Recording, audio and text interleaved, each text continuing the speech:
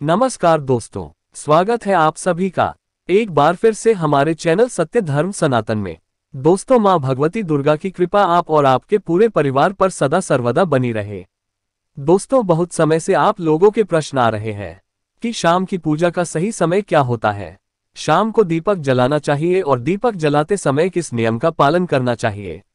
अगर हम शाम को दीपक जलाते हैं तो क्या हमें स्नान करना आवश्यक है, मतलब शाम की पूजा बिना स्नान किए कर सकते हैं या नहीं कर सकते हैं।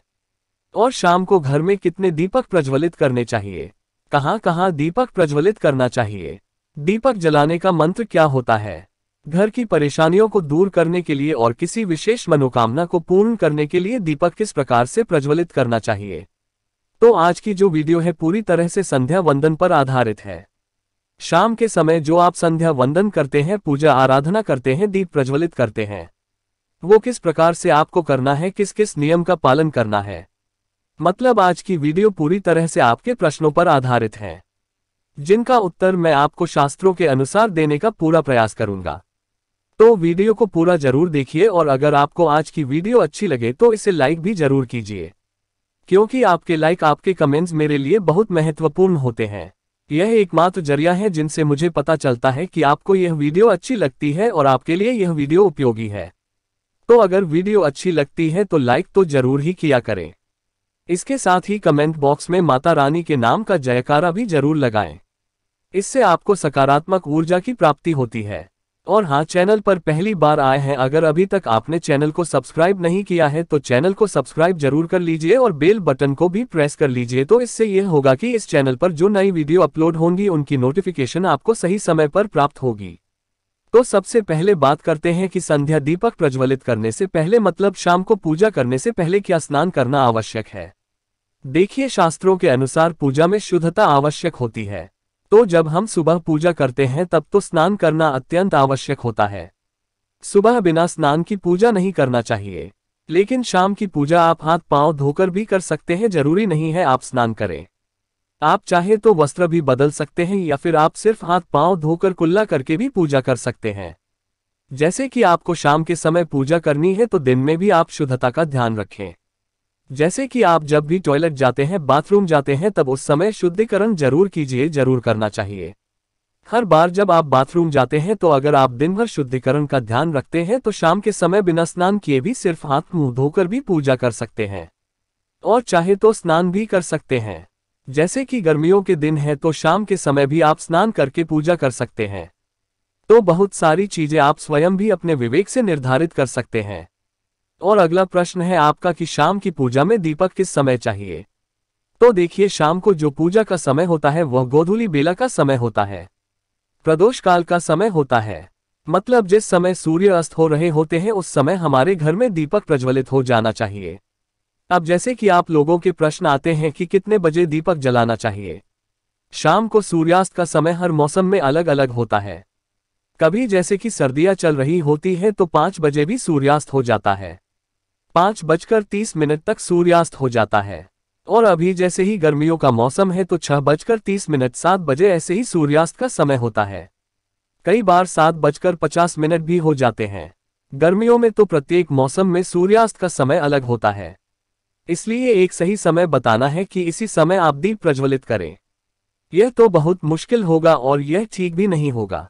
एक ही समय पर हर बार हम दीप प्रज्वलित नहीं कर पाएंगे, इसलिए संध्या काल का ध्यान रखिए। जब संध्या काल का समय होता है, मतलब जब सूर्यास्त हो रहा होता है, उस समय आप अपने घर में दीपक प्रज्वलित कर दीजिए।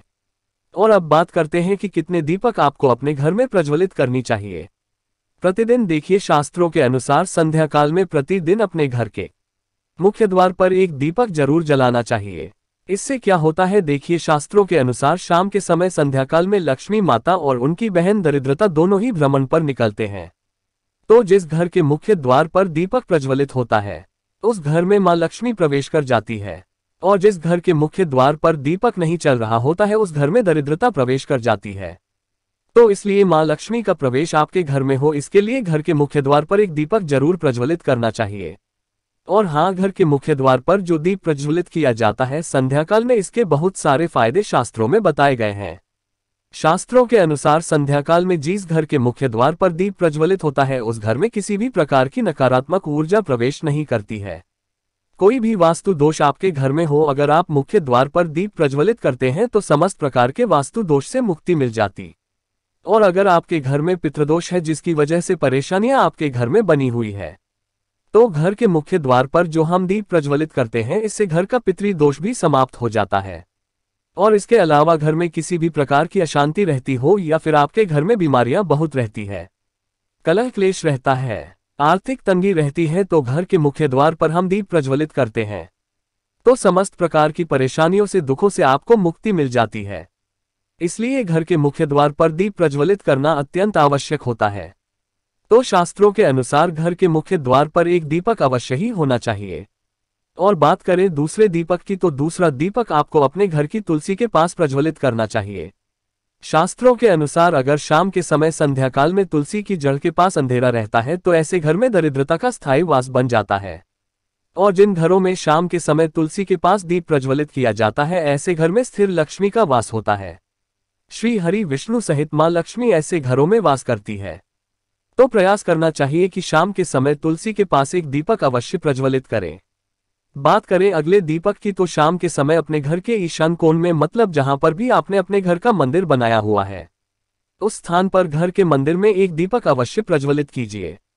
तो 3 दीपक आपको प्रतिदिन जरूर प्रज्वलित करने चाहिए। और अगर आप तीनों दीपक प्रतिदिन प्रज्वलित करते हैं तो विश्वास रखिए आपके घर की बहुत सारी परेशानियां स्वतः ही समाप्त हो जाती है।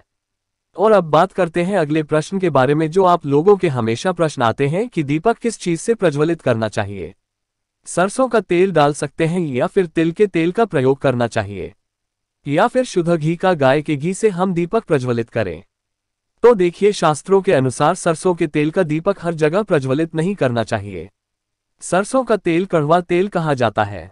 इस तेल को हम प्रज्वलित करते हैं शनिदेव के लिए, शनि देव को निमित्त अगर आप दीप दान करते हैं शनिवार के दिन तो आपको सरसों तेल का दीपक प्रज्वलित करना चाहिए।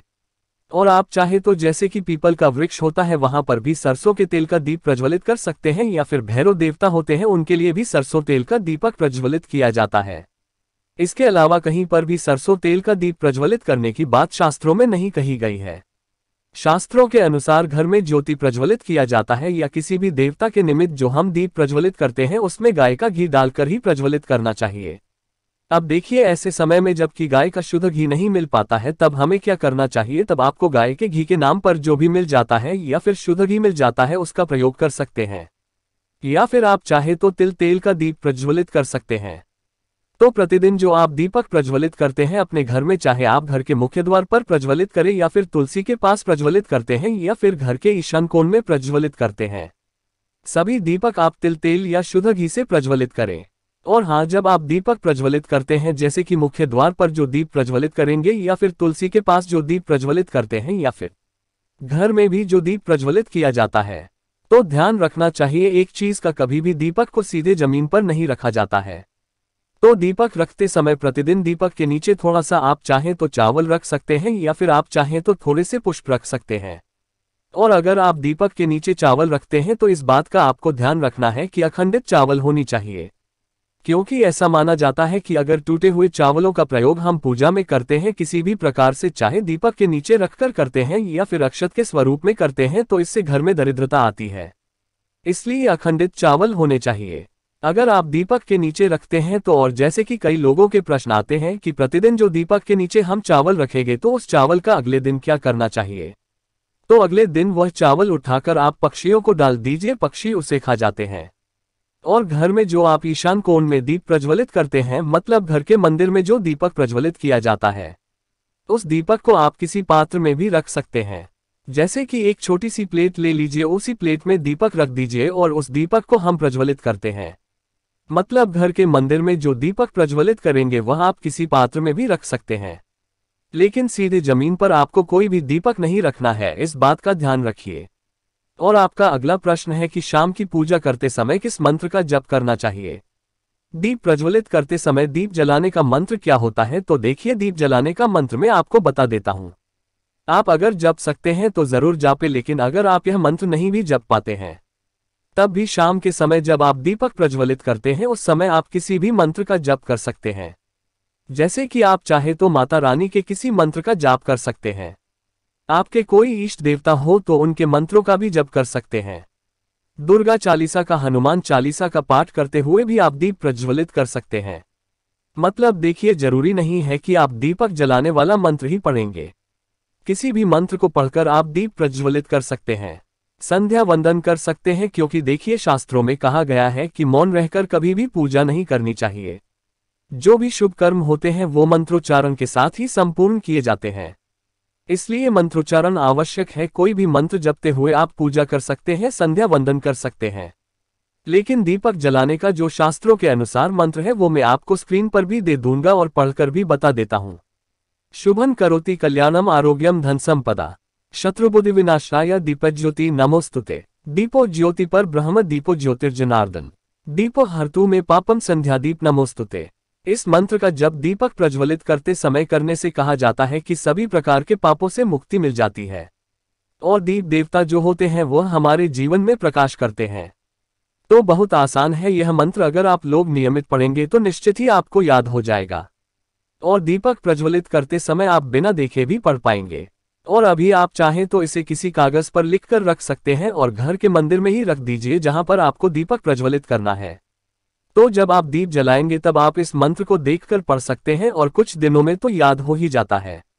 तो ये है आज के वीडियो जिसमें शाम की पूजा से संबंधित, शाम को दीपदान से संबंधित संपूर्ण जानकारी मैंने आपको शेयर की है।